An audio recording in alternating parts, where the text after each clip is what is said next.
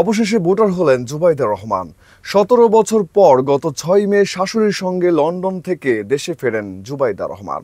Vote দেওয়ার জন্য যেমন ভোটার হওয়ার বাধ্যবাধকতা রয়েছে, তেমনি সংসদ নির্বাচনে প্রার্থী হতে হলেও ভোটার তালিকায় নাম থাকতে হয়। ইসি সচিব আক্তার আহমেদ বলেন, ভোটার তালিকাভুক্ত করতে হালনাগাদ কার্যক্রমে বিএনপির ভারপ্রাপ্ত চেয়ারম্যান তারেক রহমানের স্ত্রী জুবাইদা রহমানের তথ্য সংগ্রহ করা হয়েছে।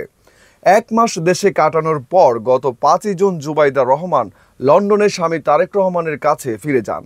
আইন অনুযায়ী হালনাগাদ কার্যক্রম শেষে আগামী বছরের ২রা জানুয়ারি খসড়া ভোটার তালিকা এবং ২রা মার্চ চূড়ান্ত ভোটার তালিকা প্রকাশ করতে হবে। তবে ফেব্রুয়ারিতে নির্বাচন হলে ভোটার তালিকা আইন সংশোধন করে এর আগেই ইসির তালিকা চূড়ান্ত করার পরিকল্পনা রয়েছে।